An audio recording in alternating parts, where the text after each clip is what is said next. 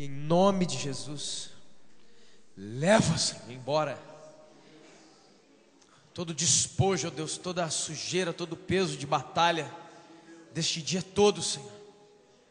Em nome de Jesus, Pai, te peço, dá ordem aos teus anjos para virem a esse local e limparem, ó Deus, de cada pessoa que aqui está, em nome de Jesus, todo o peso da batalha, toda a ferida da batalha, Deus, todas as tranqueiras de guerra, Senhor, em nome de Jesus, amém? Pode se sentar, querido, em nome de Jesus, sim. Nós vamos agora para o nosso último período. Nosso último período. Quero que você abra sua Bíblia em Lucas capítulo 15. Evangelho que escreveu Lucas no capítulo de número 15. Deus tem nos ministrado desde de manhã em orgulho, humildade, inveja, raiz de amargura, segundo aquilo que Deus havia direcionado. E parafraseando o Giovanni, também um pouco do Décio e até do Renato, eu quero fazer uso da parábola dos dois filhos, que comumente nós conhecemos como o filho pródigo. Lucas 15, 11 diz: certo homem tinha 2 filhos, e o mais moço deles disse ao pai: me dá a parte dos bens que me cabe. E ele repartiu o que havia de repartir. Passado não muitos dias, o filho mais moço, ajuntando tudo que era seu, partiu para uma terra distante e lá dissipou todos os seus bens, vivendo dissolutamente. Depois de ter consumido tudo, sobreveio àquele país uma grande fome e começou ele a passar necessidade. Então ele foi e se agregou a um dos cidadãos daquela terra, e este o mandou para os seus campos a guardar os porcos. Ali ele desejava fartar-se das alfarrobas que os porcos comiam, mas ninguém lhe dava coisa alguma. Então, caindo em si, disse: quantos trabalhadores de meu pai têm pão com fartura, e eu aqui morro de fome? Levantar-me-ei e irei ter com meu pai, e lhe direi: pai, pequei contra o céu e diante de ti, já não sou digno de ser chamado teu filho, trata-me como um dos teus trabalhadores. E levantando-se foi para o seu pai. E vinha ele ainda de longe, quando seu pai o avistou, e compadecido dele, correu e o abraçou e o beijou. Ele disse, e o filho disse: pai, pequei contra o céu e diante de ti, e já não sou digno de ser chamado teu filho. O pai, porém, disse aos servos: trazei depressa a melhor roupa e vestiu, e põe nele o anel no seu dedo e sandália nos teus pés. Trazei também e matai um novilho cevado, comamos e nos regozijemos. Porque este meu filho estava morto e reviveu, estava perdido e foi achado. E começaram a se regozijar, a se alegrar. Ora, o filho mais velho estivera no campo, e quando voltava, ao aproximar-se da casa, ouviu música e danças. E chamou um dos criados e perguntou o que era aquilo. E ele lhe informou: veio teu irmão, e o teu pai mandou matar um novilho cevado, porque o recuperou com saúde. E ele se indignou e não queria entrar mais em casa.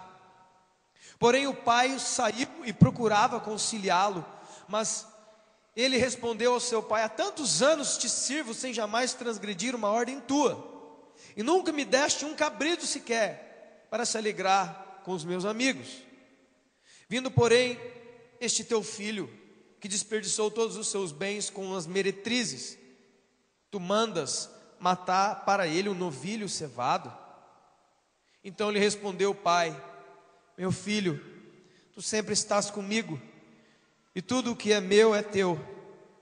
Entretanto era preciso que nós nos alegrássemos, porque o seu irmão estava morto e reviveu, estava perdido, foi achado. Quero falar para nós encerrarmos. Quer dizer, na verdade eu não posso usar essa palavra, porque Deus, eu creio, vai continuar trabalhando nos corações, em cima daquilo que está sendo derramado hoje, por horas, ou dias, ou meses, ou pela nossa vida toda. Quero falar sobre estados de rebeldia e independência. O nome pode parecer um pouco atípico, mas no decorrer daquilo que eu tenho para dizer em nome de Jesus, você vai se identificar com alguma coisa. Bem, essa história é acho que uma das histórias mais contadas ou mais famosas da Bíblia. Nós temos chamado de parábola do filho pródigo, embora a Bíblia não o trate assim. Trata como a parábola dos dois filhos. Um homem, este pai é Deus, e os dois filhos somos nós, todos nós. E em alguma instância da nossa vida, em algum momento, ou quem sabe até agora, e se este é o caso, Deus trouxe aqui para te fazer novo, liberto, livre de tudo isso. Amém? Então, nós vemos claramente uma situação familiar.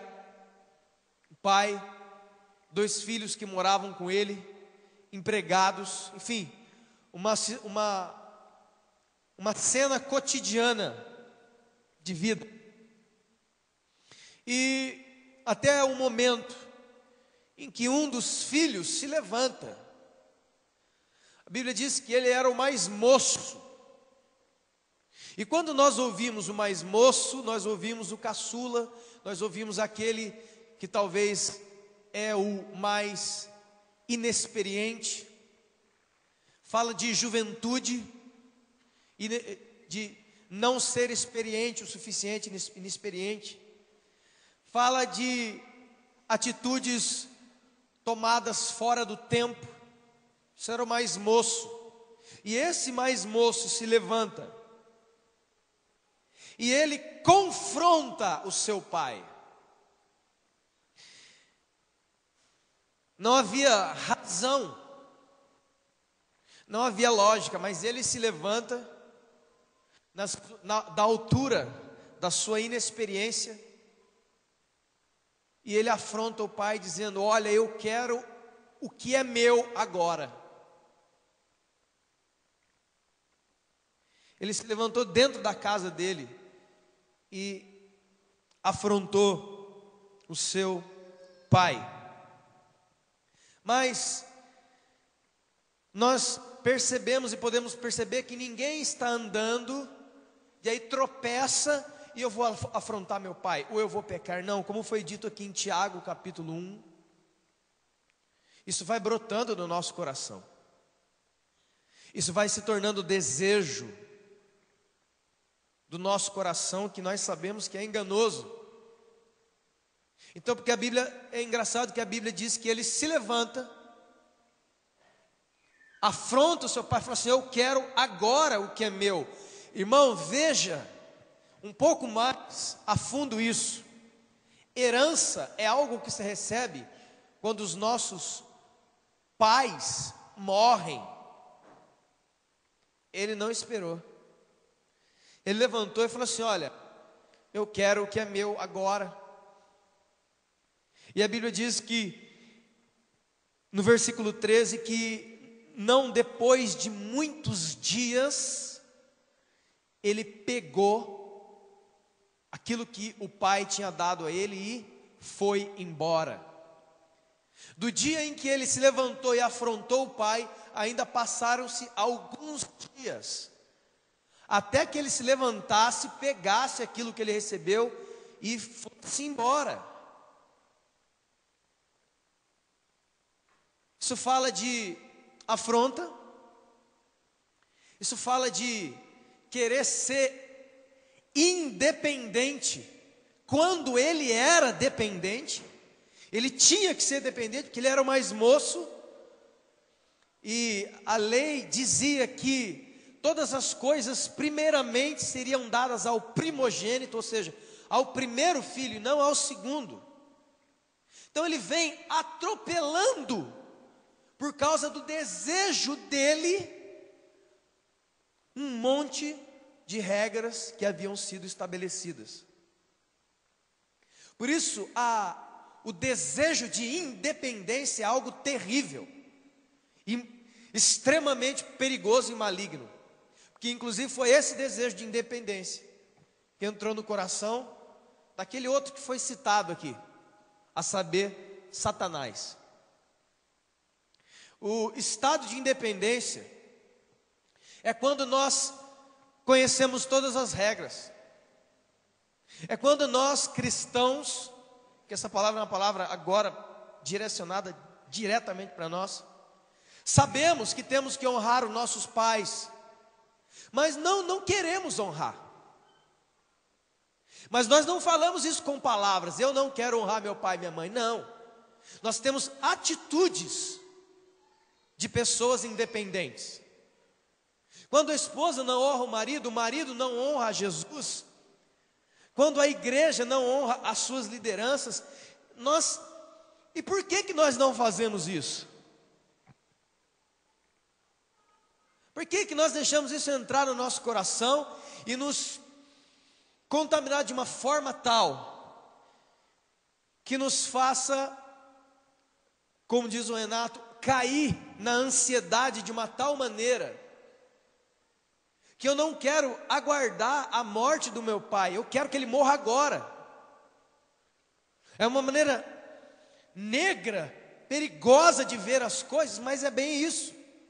Porque a naturalidade das coisas estavam estabelecidas. Ele foi em direção aos princípios para quebrá-los. Eu quero o que é meu e eu quero agora. Não quero no tempo estabelecido por Deus, eu quero agora. Quando os nossos desejos falam mais alto que os desejos de Deus, contra as leis de Deus, contra aquilo que Deus estabeleceu. Esta é a palavra. Estabeleceu, fundamentou, e nós vamos até lá e eu quero agora, porque eu tenho pressa, eu estou ansioso para sair, eu estou ansioso para viver algumas coisas, eu preciso sair da casa do meu pai, porque a casa do meu pai tem ordem, a casa do meu pai, embora seja a minha, e é engraçado que o pai fala isso no final para o outro filho, olha, tudo que é meu é seu, mas ele não aceita o pai dizendo a ele, tudo que é meu é seu. Ele queria o pai fora, e eles lá no lugar do pai. Você pode entender isso? Por isso é tão satânico e maligno, porque foi exatamente o coração de Satanás. Ele não queria coexistir com Deus em tronos, ele queria assentar no lugar de Deus. Para que ele se assentasse no lugar de Deus, Deus precisaria ser retirado da sua posição. Então quando o pai diz, olha, tudo que é meu é seu, e nós não queremos, nós queremos o nosso, nós queremos dizer, nós estamos com sentimentos terrivelmente contaminados. E isso também fala de um tipo de orgulho muito sutil. Ele era o filho mais moço, mas na cabeça dele, ele já estava maduro, ele já tinha maturidade, ele já estava pronto, porque afinal de contas eu também sei fazer o que o meu pai faz, eu também sei fazer o que o meu líder faz, então eu não preciso mais do meu líder de célula, o meu líder de convívio, o líder dos jovens, os pastores, aquelas pessoas que oram por mim. Não preciso, porque eu também sei fazer, também já tenho inteligência, eu já estou maduro, então me dá o que é meu, que eu quero viver o que é meu. Vocês estão entendendo? Ele era o mais moço, mas na cabeça dele, ele já estava pronto para sair de casa. E quantos não têm nutrido no seu íntimo pensamentos assim? Não, eu já estou pronto para enfrentar o principado da cidade. E alguém te diz, cara, existe ainda fortalezas dentro, vamos na batalha nível 1 primeiro, Vamos na batalha espiritual em nível pessoal primeiro? Não, quero subir numa montanha que eu quero confrontar os principados, eles vão matar você.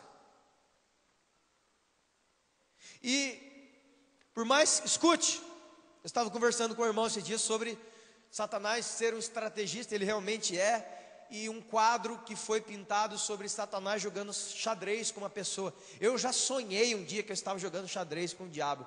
Olha, escute, quando Satanás percebe o nível de periculosidade que alguém tem, escute isso, ele não espera que você atinja o nível de maturidade e periculosidade espiritual que te dê condições de atacar o reino dele. Ele vai começar a fermentar dentro da sua mente, para que você vá enfrentá-lo fora de hora, fora de tempo, pensando ser maduro e não é. Aí você chega lá, é a luta de um faixa laranja contra um faixa preta de terceiro dan. Ele vai trucidar você. Então uma das grandes estratégias é olhar no plantel da igreja. Jovens, abra os seus ouvidos que eu estou dizendo aqui. E quando eu falo jovens, eu não estou falando de jovens 14, 15, estou falando de todo aquele que é jovem na fé, que tem chegado, tem desejado as coisas de Deus, tem se preparado para lutar as batalhas dos últimos dias. Satanás está de olho no plantel e ele consegue ver as maiores ameaças. É lógico que consegue, nós conseguimos. Nós já fazemos diferenciação entre um e outro. Nossa, aquele jovem é tremendo, você viu, rapaz? Aquela menina é usada, aquele é servo, aquele evangelista, nós conseguimos ver. Você acha que ele não consegue? E é justamente isso que ele lança. Cara, você já está maduro, você já está pronto. Sai da casa do seu pai e venha me enfrentar. E quantos não foram? E quantos jamais voltaram? Em 12 de dezembro vão fazer 10 anos que eu encontrei Jesus e Ele me encontrou. Eu já perdi a conta de quantos heróis, valentes, amigos, homens e mulheres de Deus que andaram do meu lado e hoje estão mortos espiritualmente. Porque pensaram ser maduros. Não, eu posso pegar a minha herança, eu posso pegar as minhas armas e eu vou sair de casa agora, da casa do pai, da proteção do pai, da presença do meu irmão, de tudo aquilo que me é familiar, e eu vou lutar agora. E saiu de casa. Vocês estão entendendo, irmãos? Vamos falar de alguns frutos que esse espírito de independência e rebeldia e falsa maturidade gerou. Primeiro, ele foi para uma terra distante da casa do pai, é o que está escrito aqui. Ele foi bem longe. O que isso te parece? As multidões de cristãos que ele se afasta das coisas de Deus de uma tal maneira que quando nós olhamos é terrível de olhar. Você olha e você lembra daquele irmão cantando louvores, ajudando, aquele irmão na congregação, e hoje você olha e você vê a distância que ele foi da casa do pai, da presença do pai, por causa da falsa maturidade. Não estou pronto, já sei, eu já sei fazer, já sei ser, já sei fazer isso que é pedido, já sei. Talvez você seja uma pessoa cheia de talentos e dons, glória a Deus por isso. Mas existe o tempo. Foi citado aqui hoje, Davi foi ungido rei quando era garoto, mas assumiu o trono depois que Saul morreu, e chegou a vez dele. O óleo já estava sobre a cabeça dele, já estava, mas a posição ele ainda não podia assumir. Então tem pastores aqui, tem profetas, apóstolos, todos sentados aqui. E talvez você já sinta unção, você já sinta o chamado, você sente tudo, aleluia, glória a Deus. E o óleo está sobre você, mas não faça antes do tempo. Não saia da casa do seu pai dizendo, eu estou pronto, estou maduro, deixa que eu vou, e vai para a terra distante, e se afasta do pai. Quem vence as guerras não somos nós, é o Senhor. dele é a guerra, ele peleja por nós. Não tente se autoproclamar Salvador, porque nós já temos ele. Não tente se autoproclamar a esperança de Pindamonhangaba. Não é você, nem eu, nem a Petra, nem nenhuma denominação. É Jesus, ele é a esperança. Ele é o guerreiro, ele é o rei. Ele vai à nossa frente, ele vence as nossas batalhas. Amém, querido? Primeiro fruto da independência desse espírito foi para longe do Pai. Segundo, por causa da distância do Pai, automaticamente começou a viver uma vida dissoluta. Fala na sua raiz em dissolver princípios adquiridos na casa e na presença do Pai. Foi para longe, não tinha mais os olhos do Pai, não tinha mais o convívio da casa do Pai. Então a vida dele foi se deteriorando espiritualmente. Seus valores foram se dissolvendo. Os valores que ele recebeu do Pai, é isso, este é o caminho, meu filho, faça isso, não faça aquilo. Ele deixou de lado. Isso é viver uma vida dissoluta. Tudo aquilo que ele aprendeu do seu pai, que era pecado, que não deveria fazer, ele já começou, não, acho que não é bem assim, porque meu pai também não está aqui, eu estou longe da casa dele, e ele começou a perder, dissolver, houve uma erosão de valores, e ele começou a se transformar numa outra pessoa. Pode entender isso? Terceira coisa, dissipação das riquezas recebidas. Lembre, pai, me dá o que é meu. O pai deu um monte de coisa para ele. Não fala que é quantidade de riquezas, mas não foi coisa pouca. O que nós temos recebido de Jesus? Irmão, quão profundas e quão valorosas são as riquezas que temos recebido de Cristo. O que ele fez? Foi para longe, começou a dissolver os seus valores, e quando os nossos valores começam a ser dissolvidos, as riquezas espirituais que recebemos começam a vazar junto. Uma vez eu perguntei para um amigo que participou de muita coisa de Deus, até junto comigo mesmo e alguns outros. Eu perguntei para ele, cara, você não sente saudade de quando você profetizava? Não, porque ele era profeta, tinha visão, não é adivinhação, não é visão mesmo. Eu falei, cara, você não sente saudade do poder, do sentir a presença? Você não sente saudade de quando alguém chegava para você e falava, ore por mim, porque eu confio que você pode ser usado por Deus para curar a minha enfermidade, e você orou, e eu vi a pessoa sendo curada? Você não sente saudade destas riquezas? O cara ficou assim, não respondeu, não conseguia responder. Perda de riquezas, fruto da independência, fruto do coração obstinado, cheio de orgulho, não queria mais do pai, queria ser ele, e foi perdendo tudo que recebeu. Dissipação de suas riquezas leva imediatamente a passar necessidades. Como foi citado e lido, ele desejou comer das alfarrobas dos porcos, da comida que dava para os porcos. Alguém que tinha tudo,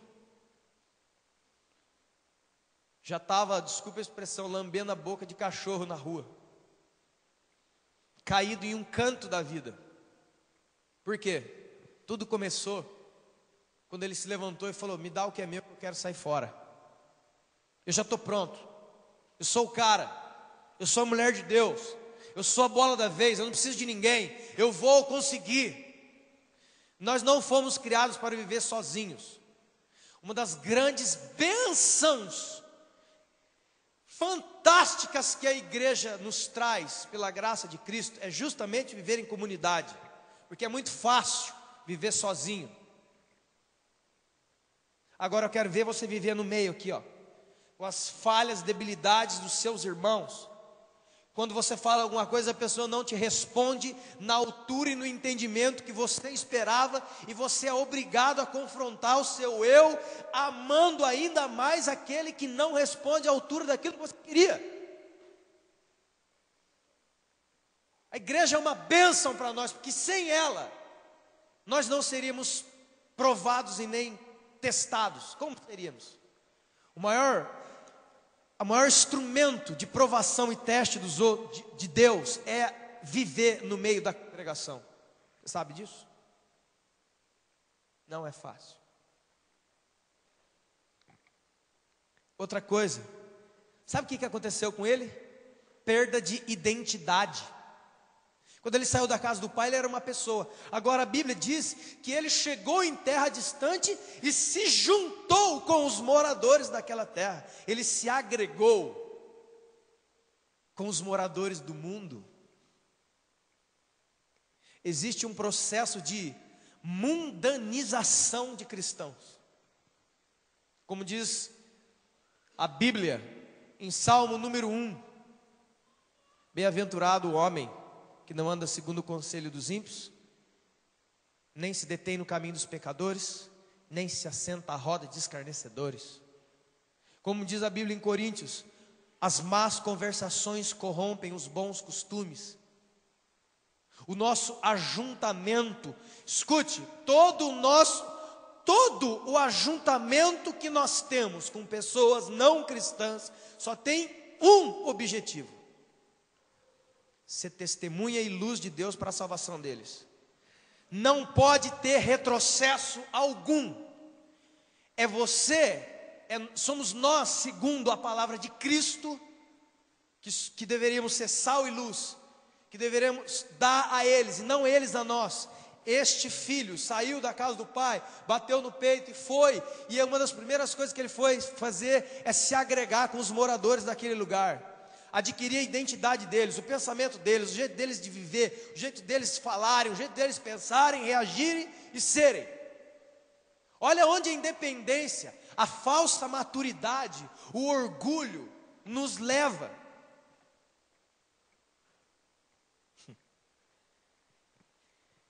Sabe qual é outro fruto? Uma nova maneira de servir. Porque na casa do pai, ele deveria submissão ao pai, respeito ao pai, serviço ao pai. Mas agora, ele recebeu um outro dono. Como foi dito, não existe campo neutro. É sim, sim, não, não. É Deus ou diabo, não tem coluna do meio. Como diz aquela antiga parábola, escute, que havia um muro muito alto, uma pessoa andando em cima do muro, se equilibrando. Lado esquerdo, repleto de demônios. Lado direito, anjos. E os anjos do lado direito gritavam: vem para cá, dá a mão para a gente, passa para o nosso lado, passa para cá. E do outro lado os demônios de braço cruzado, olhando, conversando. E diz que aquela pessoa que estava em cima do muro não entendeu e olhou para um demônio daquele e falou: ei, por que os anjos ficam gritando, clamando para eu passar para o lado de cá, e vocês aí não falam nada para mim? Não, ele falou: não, aí em cima é nosso. Tranquilo, pode ficar, aí em cima é nosso. Meio termo é nosso. É sim ou não, é Deus ou diabo. Não tem 75% regenerado, ou você foi ou você não foi. Se você foi, glória a Deus. Não foi, erga suas mãos e peça ao Senhor agora, nesse momento.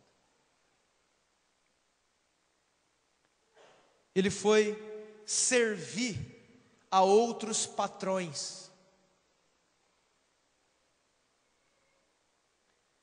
Foi servir ao diabo. Ai, mas ninguém no seu juízo perfeito diria isso. Eu fui servir o diabo lá no mundo. Mas quem é o príncipe do mundo? É o diabo. Saiu da presença de Deus, você está servindo imediatamente Satanás. Pronto. Não tem nem triagem, não precisa nem mandar currículo, não. Você saiu, já está empregado lá com o capeta. Lá. Sabe qual mais foi o fruto que ele recebeu? miséria.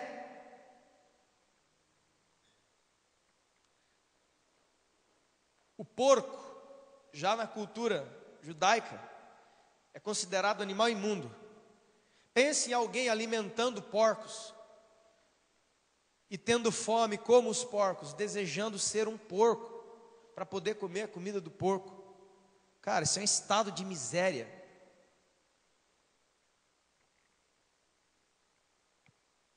Aridez espiritual, sem esperança, cegueira completa. O nosso orgulho nos cega. O nosso sentimento de independência, não, eu vou sozinho, deixa comigo. Você está cego. Nós somos cegados imediatamente quando vem qualquer tipo de pensamento em nossas mentes e desejo em nosso coração de dizer: pai, eu estou querendo sair fora. Me dá algumas coisas, alguns poderes, algumas riquezas que eu quero sair fora. Eu não quero ter ninguém acima de mim. Eu não quero ter que prestar conta a ninguém. Eu não quero ter que falar com ninguém. Eu não quero irmãos ao meu lado, nem ninguém acima de mim. Eu quero ser sozinho. Eu quero estar por aí no mundo vendo o que eu tenho. Quantos irmãos se tornaram tão assim que ele fez dele mesmo, ele mesmo é a igreja. Eu tenho encontrado muitas pessoas que não congregam mais com a falsa espiritualidade, dizem: não, a igreja sou eu. Não, não é. Em nenhum lugar da Bíblia está escrito isso. Não tem isso. Isso é um jargão satânico que foi jogado no meio da igreja e o pessoal engoliu isso. A Bíblia diz que nós somos templo do Espírito. É diferente. Agora, quando fala de igreja, fala de ajuntamento de cristãos, fala de comunidade, fala de eclésia, que a sua raiz principal é comunidade, viver junto. Onde estiverem 2 ou 3 reunidos em meu nome, eu estarei no meio dele. Fala, ó quão bom e suave é que os irmãos vivam em união. É como o óleo que desce sobre a cabeça de Arão, escorre pela barba e vai até as vestes. Não, é isso aí, não, eu quero viver a igreja lá em casa. Sabe por que muitas pessoas têm dito isso? Porque são covardes, que estão correndo do pau, que para viver aqui, ó, isso aqui é uma arena, que viver aqui, vou ter que tolerar, as pessoas vão ter que me tolerar, vão ter que orar muitas vezes: Senhor, me ajuda a amar o pastor, porque eu estou querendo dar nele. A meu irmão que todo dia, não sei que hora, liga para mim, falando: eu tive um sonho com uma borboleta que voava, e eu não sei nem o que é isso, mas ele quer de você. Enfim,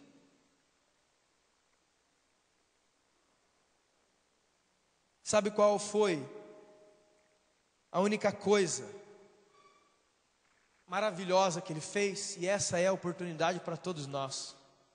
A Bíblia diz uma frase maravilhosa: e caindo em si, ele caiu a ficha dele. Ele entendeu, ele percebeu: cara, o que eu fiz? O que eu fiz? O que eu estou fazendo aqui? Que lugar é esse? O que eu estou fazendo? Lá na casa do meu pai, os trabalhadores comem melhor do que eu. O que eu estou fazendo aqui querendo comida de porco? Sabe o que ele fez? Ele se lembrou da casa do pai. Eu tenho encontrado pessoas que se afastaram da fé e de Jesus aí, ó. Mas quando eu converso com eles sobre Deus, eu sinto que eles se lembram. Eu sinto que eles estão afastados por causa do seu próprio pecado, mas eles se lembram das coisas de Deus. É duro para eu ver isso às vezes. Ele se lembrou e ele tomou o caminho de volta. Sabe qual é o caminho de volta? É o caminho do arrependimento. Porque diz claramente aqui que ele caiu em si. E ele começa a dizer no versículo 18: levantar-me-ei, irei ter com meu pai, e direi a ele: Pai, pequei contra o céu e diante de ti. Todo o pecado está entre essas duas bases: diante de ti e diante do céu. Ninguém peca fora desta esfera. Ou você peca contra o seu irmão, ou você peca contra Deus. Você peca contra Deus, você também pecou contra o irmão. E quando você pecou contra o irmão, você também pecou contra Deus. Não existe pequei contra o irmão e não pequei contra Deus. Não existe. Por isso que Jesus não trata o pecado que nós cometemos uns com os outros de maneira leviana. Ele é pesado, ele é intenso quando ele fala sobre isso. Ele fala: você não pode ofertar e nem trazer nem dízimo, nem oferta, nem coisa alguma, se você tem algo contra o seu irmão. Você não pode orar se você tem algo contra o seu irmão. Você não pode fazer coisa nenhuma se você tem pecado contra o seu irmão. Pecar contra o irmão é pecar contra Deus. Lembra-se Davi? Ele adulterou com Batseba. Ele mandou o marido de Batseba, Urias, para frente de batalha, ele morreu. Mas quando o profeta Natan veio e botou o dedo na cara dele, falou: tu é o homem, é você que fez isso. Sabe o que foi a frase dele? Senhor, pequei contra ti somente. Ué, mas ele não pecou contra Batseba e Urias? Sim, mas o nosso, irmão, nós temos que tirar essa divisória do meio. Você pecou contra o seu irmão? Pecou contra Deus. Pecou contra Deus? Pecou contra o irmão. Pronto. Pare de dividir. Que o seu irmão é a imagem e semelhança de Deus, é o alvo do amor de Deus. E tantas coisas, como diz Tiago, como nós iremos amaldiçoar, como nós iremos amaldiçoar com a nossa boca aquilo que Deus abençoou. Não pode jorrar água doce e amarga do mesmo lugar, ou é doce ou é amarga. Nós bendizemos ao Pai com a nossa boca, como diz em Tiago, e olhamos para o irmão, que é a imagem e semelhança deste mesmo Deus, que outrora estávamos falando louvores, e o amaldiçoamos. Não é possível, não é aceitável diante de Deus, é pecado. Nós precisamos nos arrepender disso, irmão. Amém? Hoje é dia de arrependimento. O caminho de volta do filho é: eu pequei contra o meu pai, eu fiz coisa grave, eu fiz coisa terrível, eu preciso voltar. E quando eu encontrar meu pai, não vou chegar por cima, não. Ele se humilhou diante do pai. Como diz em Tiago 4, Deus resiste ao soberbo, mas ao humilde concede a sua graça. Como diz lá em 2 Crônicas 7,14, famoso: se o meu povo que se chama pelo meu nome se humilhar e orar e me buscar e se converter dos seus maus caminhos, eu ouvirei do céu, perdoarei os seus pecados e sararei a sua terra. Não é a terra nação, embora eu creio que a bênção de Deus ela se estende, mas a terra aqui, a interpretação que Deus colocou no meu coração, que eu sararei a sua terra. A terra é o nosso coração. Como na parábola do semeador, eu joguei boa semente em terra boa e ela brotou. Nosso coração transformado, sarado, renovado, amém, queridos? Como? Quando? Quando nós nos humilharmos e orarmos e buscarmos a face do Senhor e nos convertermos, dermos meia volta dos nossos maus caminhos. Vocês podem entender isso? Qual foi o resultado? O pai não esperou ele chegar. O pai foi na direção dele. Sabe como é que se chama isso? Graça. Graça de Deus. Se tem uma coisa que todos vocês, todos nós precisamos entender, compreender, orar e agradecer e cantar, é esta palavra: graça. Tudo em nossa vida se baseia em graça. Fora da graça só existe morte. Fora da graça de Deus só existe morte, condenação, inferno, lago de fogo para sempre. Então não tenha por menor a graça. Um dos assuntos menos falados na igreja evangélica brasileira é graça. As pessoas não sabem o que é graça, não compreendem. Por isso tem um monte de gente lutando orgulhosamente para obter algo de Deus segundo os seus méritos.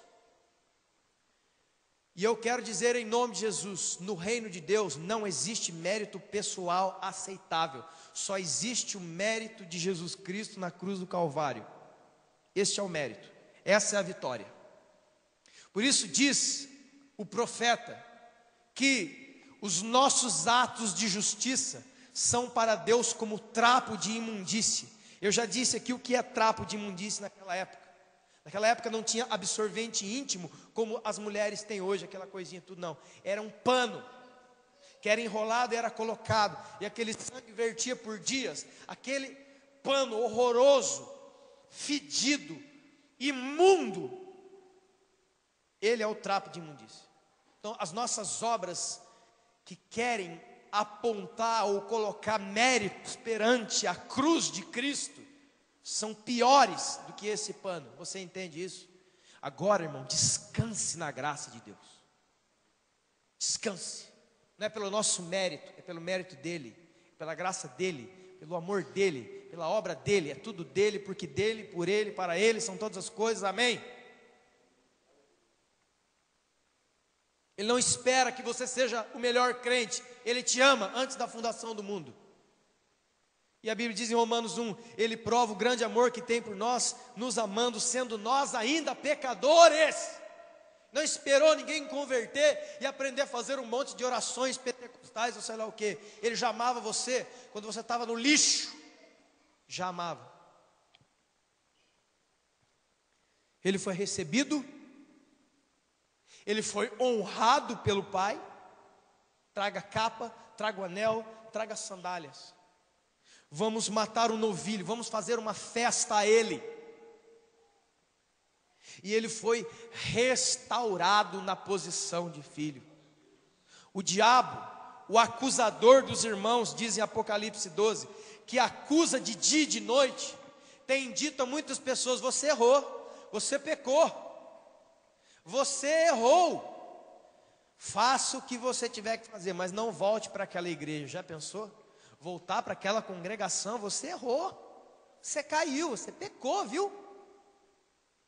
E a Bíblia diz, maravilhosamente, no versículo 11, que eles o venceram pelo sangue do Cordeiro, pela palavra do testemunho que deram, e que não amaram a sua vida mesmo diante da própria morte. Eles, pois, venceram o espírito acusador, que é Satanás, por causa do sangue do Cordeiro. O que é isso? Eles deixaram de ser orgulhosos e aceitaram a realidade que Jesus é o Cordeiro de Deus que tira o pecado do mundo. E que se nós confessarmos os nossos pecados, Ele é fiel e justo para nos perdoar os pecados e nos purificar de toda a injustiça. Como diz em Isaías 1, Deus diz a todos nós: ainda que os seus pecados sejam vermelhos como a escarlate, eu os tornarei mais brancos que a neve.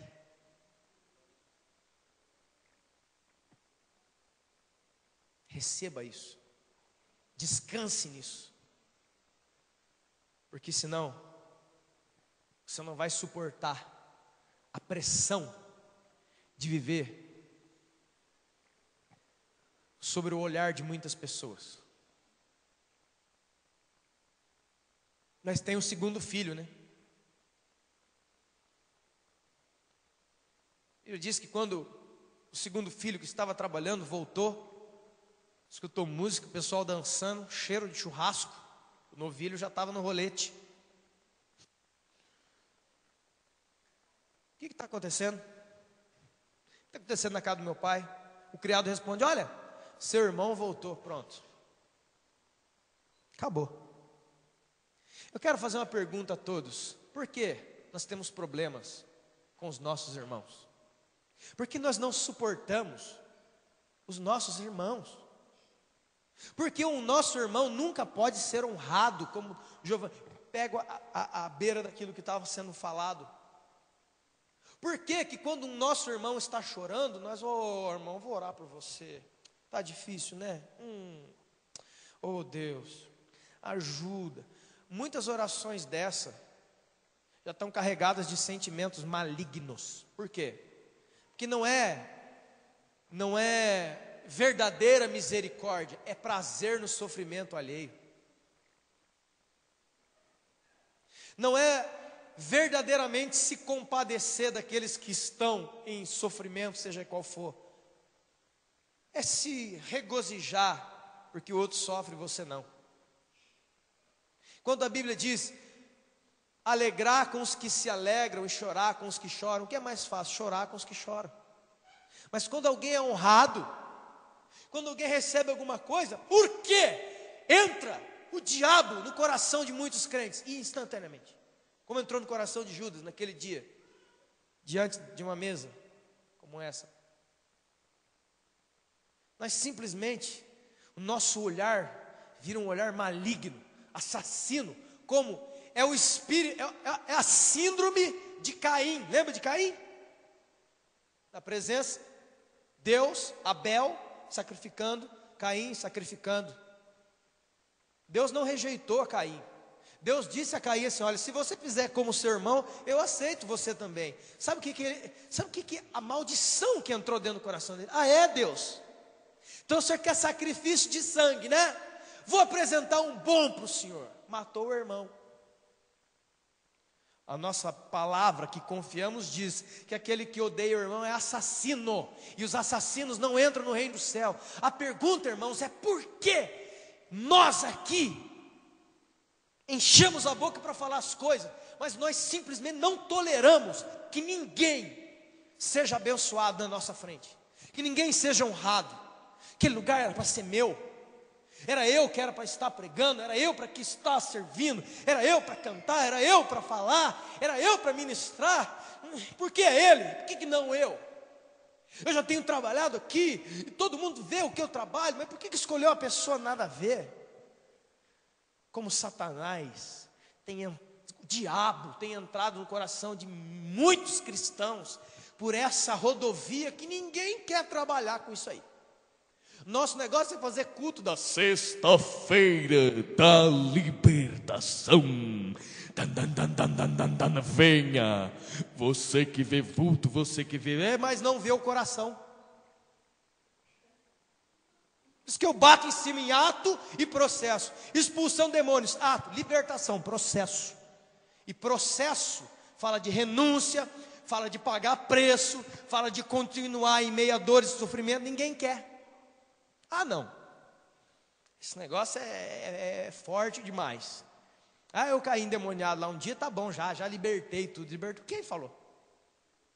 Satanás pode ainda continuar tendo acessos a áreas da sua vida. Ah, não é não. Porque ele disse então que quando o espírito imundo sai de um homem, ele anda por lugares áridos e olhando para aquela casa, vê que ela está varrida e adornada e chama 7 demônios pior que ele, e o estado daquele homem se torna pior do que o primeiro. Sabe o que nós viemos fazer aqui hoje?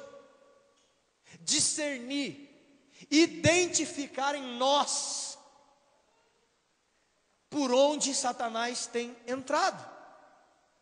Esse cara ficou possesso de raiva do irmão. Quem tem irmão aqui sabe isso. Se o seu irmão tivesse sido declarado morto, talvez você choraria, ficaria triste. Mas se depois de alguns meses ele tivesse sido declarado vivo, você ia ficar com raiva? Foi isso. Puxa, viveu.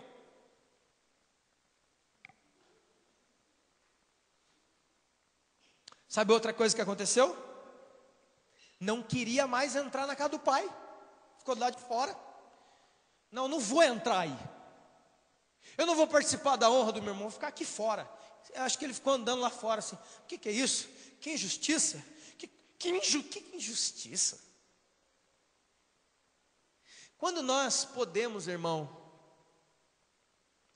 quando um cristão verdadeiro, nascido de novo da água do Espírito, pode ter sentimentos de injustiça. Eu vou te falar da maior injustiça de todas. Um justo morrendo pelos pecadores. Todavia, ele se fez justiça, e justiça de Deus, para salvar todos nós. não vou entrar na casa do pai. A inveja, a raiz de amargura, o orgulho, nos bloqueia a entrar na casa do pai, na presença de Deus, no lugar onde Deus está. Quantas pessoas estão aqui, estão bloqueadas? Elas vêm nos cultos, eu venho culto quinta, sábado, domingo, eu sou religioso, eu estou aqui direto, aqui, participo dos dias de reunião, mas eu sou bloqueado. Ou você acha que Deus é surdo? Deus é brincadeirinha, porque eu já orei tantas vezes, não aconteceu nada. Será que você não está orando com uma parede de aço na sua frente? Porque ao invés de nós não nos revoltarmos, malignamente nos revoltarmos na presença de Deus, dizendo que Ele não está nos ouvindo, que Ele não nos quer atender, por que nós não olhamos para a única criatura que pode se tornar maligna? Nós, e não Ele. E como foi dito em Tiago, Ele não pode ser tentado pelo mal. Nós, sim.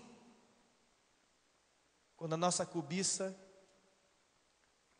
a nossa sedução, a cobiça nos atrai e a cobiça nos seduz. E aí nós somos contaminados.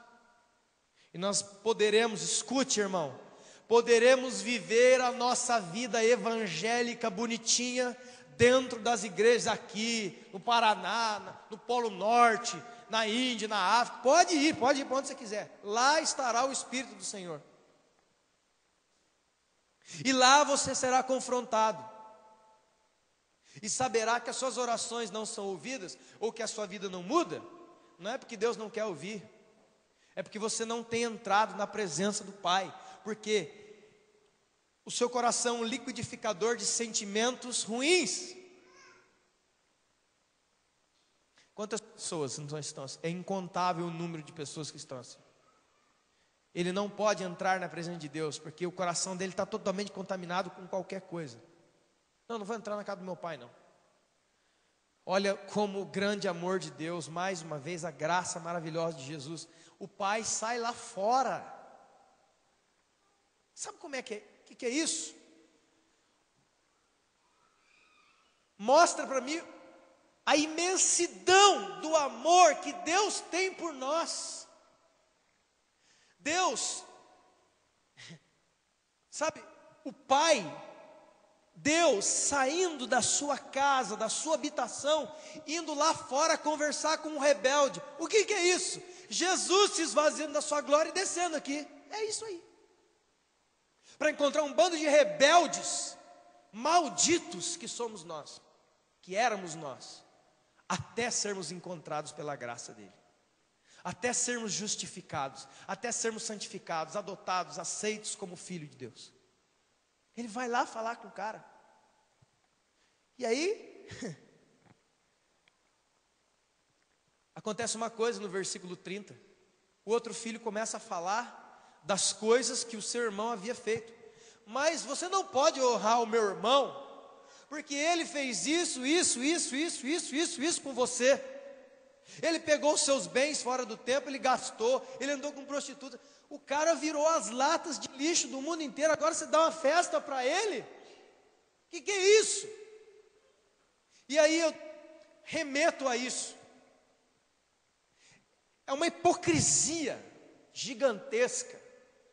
Qualquer povo, qualquer congregação sair em Pindamonhangaba e evangelizar famintos, moradores de rua, prostitutas, enfim, o que nós chamamos de as mazelas da sociedade. E aí a gente vai lá e encontra uma pessoa caída no chão, drogada, ou sei lá, ela está ali, imersa nos seus pecados. E a gente chega com um prato de comida e começamos a dizer para ele que Jesus o ama. Cara, mas onde que vamos parar com esse negócio, gente? Jesus o ama, eu também te amo. Ama? Sabe por que nós temos... Sabe por que nós temos amar? Eu quero falar isso porque o Espírito Santo falou isso para mim falar agora. Sabe por que a igreja tem amado os pobres? Ela tem amado os pobres como uma fuga de não querer amar os irmãos. Então eu projeto no pobre, no desvalido, daquele que não convive comigo, o meu amor. Mas o meu irmão, vá para o inferno, não quero mais seus problemas. Isso é hipocrisia, cara. Você está entendendo? Isso está um princípio espiritual que Deus disse: você não pode me amar, dizer que me ama, se você não ama o seu irmão a quem você vê.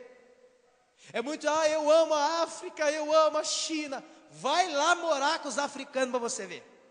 Vai lá morar com os chineses debaixo do mesmo teto para você ver. Nós não podemos sair dizendo isso. É muito fácil dizer isso, porque nós não estamos com eles. Muito fácil, eu amo os pobres da rua, tem no meu coração, é lógico, nós estamos entregando uma sopinha semanal para eles. Traga eles para dentro das... Por isto Jesus falou: não dê festa para quem dá festa para você. Dê festa para aquele que não pode te pagar em maneira nenhuma. O evangelho é power. Evangelho, cara, não tem jeito, não tem bom, grande, não tem nada. O evangelho, ele vai te empurrar, escute, o evangelho de Cristo, ele vai te empurrar até um lugar. E esse lugar é quando você deixar de ser um teólogo que sabe um monte de coisas e começar a viver as coisas que você sabe muito. Aí sabiá muda de cantiga, meu irmão. Porque você vai ser enxotado da sua própria casa. Sabe por que Jesus disse aquilo para aquelas pessoas: seus inimigos serão da sua própria casa? Não é porque você vai comprar uma Bíblia de estudo, não, cara. E vai jogar fora o CD, sei lá o quê, e comprar CD, não. Porque você, muitas vezes, vai colocar na mesa da sua casa um mendigo para comer, e as outras pessoas não vão aceitar isso. Essa é a verdade. Nós não aceitamos. Não aceitamos. Ele ficou bloqueado, ele ficou cego, e tudo isso está dentro do que nós chamamos de independência. Olha o que a independência, que é rebeldia, trouxe para aquele lugar. Afetou o primeiro e afetou o segundo filho. Afetou a todos. Raiz de amargura. Não deixe brotar a raiz de amargura, que brotando vos perturbe. Muitas pessoas sendo perturbadas. Eu escrevi uma coisa que eu gostaria de ler sobre isso. A raiz de amargura é o grito de derrota da nossa alma aprisionada no outro. Essa raiz de amargura. Deus me deu essas coisas no meio da semana. Raiz de amargura é isso. É o grito da nossa alma aprisionada no outro. Porque, na verdade, eu não vivo por Deus bulhufas nenhuma. Eu vivo das circunstâncias ao meu redor que eu não compreendo. Então, se mexerem no meu mundinho, né? Ou aqueles ditados: eu sou uma bênção, faço tudo, mas se pisar no meu calo, eu viro bicho. Justamente, você acabou de falar que você é possesso. Ou alguém no topo da sua sabedoria que diz: eu sou uma bênção, pode fazer o que quiser comigo, mas não mexe com o meu filho. Você acha que Satanás vai bater em cima de você aonde, meu filho amado, irmão? Ele acabou de ouvir a pista das pistas, a deixa das deixas. Ele vai em cima e vai mover você facilmente. Toda rebeldia, toda independência, toda insubmissão é contra Deus, porque Deus colocou os fundamentos e os princípios desta maneira, segundo o poder e a justiça e o desejo, que é a soberania dele. Ele fala assim para nós: você, filho, vai obedecer pai e mãe. Deus, mas o meu pai e minha mãe, 2 capeta. Vai. interessa, não perguntei se seu pai é o capeta, é o leão, é o sapo, é o girafa, sei lá. Você vai obedecer. Oh, meu patrão é terrível, o meu patrão é terrível. Vai ler a Bíblia. Não sirva o seu patrão somente à vista, mas tenha consciência de que você só trabalha. Todos nós só trabalhamos para Deus. Ninguém trabalha para patrão aqui. Arranca esse troço do olho. Enxergue como a Bíblia diz que você deve enxergar. Como servindo ao Senhor, diz a Bíblia em Colossenses. Não a homens, não à vista. É lógico que nós temos patrões. E a Bíblia diz assim, ó, e se o seu patrão não for crente, aí que você tem que honrar mais ainda. Cara, quem que está nessa aí? Está todo mundo aí correndo atrás de bênção, atrás de sei lá o que a turma está correndo nesse negócio de 5 dias, não sei o que, 4 dias, não sei de onde, 5 não sei o que, botijinha de azeite, sal grosso, não sei o que, galho de arruda, água da unção, cara, água da unção, inferno. Tem gente correndo atrás disso. Seu patrão é ruim? Como disse, acho que foi o Décio que disse, coloquei na sua vida para limar você mesmo. Você também é outra coisa ruim. Diz a Bíblia, como foi citado, todas as coisas cooperam para o bem daqueles que amam a Deus, são chamados segundo o seu propósito. Qual é o propósito? Versículo 29. Sermos moldados segundo a imagem e semelhança do Filho. Qual será o instrumento que Deus usará para nos moldar em humilhação? Como que Deus molda? Filipenses 2.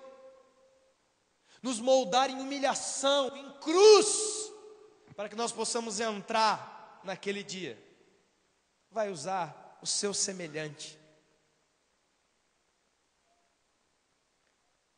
Quando você entender e aceitar que você não trabalha para ninguém, mas todos nós trabalhamos para Deus, estamos diante dele, todas as nossas atitudes estão diante dele, nuas e patentes diante dele, você está livre, você está liberto, você vai conseguir viver a vida de Deus, porque o patrão vai chegar, o pai vai chegar, o marido vai chegar, o pastor vai chegar, não sei o que, pode chegar todo mundo, não vai entrar.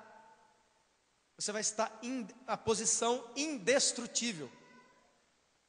Ninguém para. Você viu Paulo? Irmão, o pessoal baixava o porrete no Paulo. E não era só batia, não. Ele sofria muito internamente, como dizem em 2 Coríntios 7,5. Quando chegamos na Macedônia, não tivemos alívio nenhum. Por fora combates e por dentro temores. Ele sentia muito, leia a Bíblia, ele sentia muito, porque os judeus, os seus patrícios, os seus irmãos de nação, não queriam Jesus. E ele fez uma oração deveras perigosa, falou assim, olha, eu prefiro perder a minha salvação para que Israel entre onde tem que entrar. Igual Moisés, lembra Moisés? Quando Deus falou, sai da frente Moisés, que eu vou matar essa cambada aí. Sabe qual a oração que Moisés fez? Senhor, perdoa esse povo, pode riscar o meu nome também no livro da vida. Cara, hein, irmão? Olha onde que Moisés foi, ó. Senhor, por favor, perdoa o povo, porque senão pode riscar o meu nome também. Ou melhor, perdoa esse povo e eu me dou de oferta por esse povo, cara. Mas o irmão aqui não tolera o outro. Por isso que a Bíblia fala, carregar as cargas uns dos outros, considerar o outro superior. E a gente passa isso, não quer trabalhar. O crente não quer trabalhar. Não quer, não vou fazer isso não. Não vou não. Muitos falam submissão. O que é ser submisso? Escute isso. Existem muitas definições e uma das mais usadas é estar sob a missão de alguém. Mas eu não quero usar essa não, eu quero usar uma que Deus me falou. Submissão Eu quero falar isso para todos nós, porque todos nós somos, todo homem esteja sujeito à autoridade, todo, isso aqui que é todos, todo homem esteja sujeito à autoridade. E nós temos problemas de rebeldia, de revelia contra as autoridades que Deus põe na nossa vida. Temos sérios problemas com isso. Eu tenho para mim que o ser humano pode viver uma bênção, desde que ele esteja longe de qualquer tipo de comando, que nós não toleramos isso. E como nós vamos viver com Deus?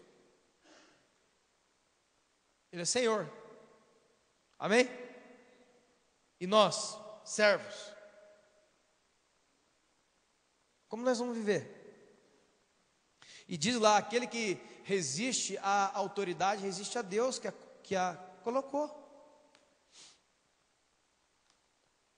Submissão, para mim, é uma relação de extrema confiança em Deus. Isso é submissão para mim. Porque só é submisso quem confia extremamente e tem fé e sabe que Deus está no controle de todas as coisas, que coisa alguma acontece por acaso, que a nossa leve e momentânea tribulação produz em nós um peso de glória acima de qualquer comparação, e não atentando mais para as coisas que se veem, mas para as que se não veem, porque as que se veem são passageiras e as que se não veem são eternas. Mulheres, jovens, todos nós, vamos colocar isso no nosso coração. Submissão é uma relação de extrema confiança no meu Pai, que meu Pai não me abandona, nunca te deixarei, jamais te abandonarei, diz o Senhor. Os olhos do Senhor estão sobre mim sempre. Ele me conhece, sabe tudo sobre mim, me conhece e esquadrinha meu pensamento, conhece o meu deitar e o meu levantar, sabe tudo sobre mim. Somente assim eu posso ser submisso às autoridades, talvez que eu tenha dificuldade. As coisas que tratam de obediência que eu tenho dificuldade. E eu não estou nem falando aqui de obediência cega, burra. Não, estou falando de coisas boas mesmo. Irmãos, em nome de Jesus, assim como o orgulho é um estado de espírito, onde nós deixamos a imagem e semelhança do Filho para assumirmos a imagem e semelhança do diabo. Isso é orgulho. O orgulho é maligno. As coisas que foram tratadas aqui hoje são malignas, são perigosas, matam você e lançam você no inferno. É isso. Por isso, tenha todas elas como alvos prioritários na sua vida para destruir. Por favor, arranque do seu vocabulário frases como: eu sou assim mesmo. Que é isso? E o sangue de Jesus virou groselha? E o sacrifício de Jesus não vale nada? Aquilo que a Bíblia diz: se alguém está em Cristo Jesus, nova criatura é, as coisas velhas passaram, eis que tudo se fez. Ou não vale? Isso aí não é assim não. Tire isso, eu sou assim mesmo. Tire isso, as pessoas vão ter que me aceitar assim. Sabe, nesse processo de as pessoas vão ter que me aceitar assim, você pode matar muitas pessoas. Por favor. Nós estamos aqui desde as 8 da manhã, ouvindo Deus, buscando Deus, cantando ao Senhor, ouvindo e sendo atingidos pela palavra do Senhor. E agora nós iremos participar da ceia. E o que é isso? E agora, qual é a recomendação final? Examina-te a ti mesmo. Inclusive, é a única recomendação de Deus. Você vai ter que examinar você. Feche os seus olhos para os outros. Para de tentar examinar a vida dos outros. Examine-se você. Quem é você? Quem é você, irmão? Eu sou uma benção. Não, por favor. Não é possível que nós tenhamos passado o dia todo aqui para sairmos daqui tão independentes e orgulhosos como entramos talvez no começo do dia. Não é possível. Que você passou o dia todo aqui, ficou com sono, se cansou, dor nas costas. Para nada não é possível. Não tome, não faça parte do corpo e do sangue indignamente. O que é isso? Sem discernir que nós somos chamados para ser corpo. Isso não é fácil. O pão fala da comunhão com os irmãos, do amar o próximo como a ti mesmo. E o sangue fala da comunhão com Deus, a aliança, a nova aliança que eu faço convosco. É indivisível. Ninguém pode chegar na ceia agora e falar: não, eu só quero o pão, porque eu só tenho comunhão com o irmão. Não, só dá o vinho, porque eu só quero ter comunhão com Deus, o adorador.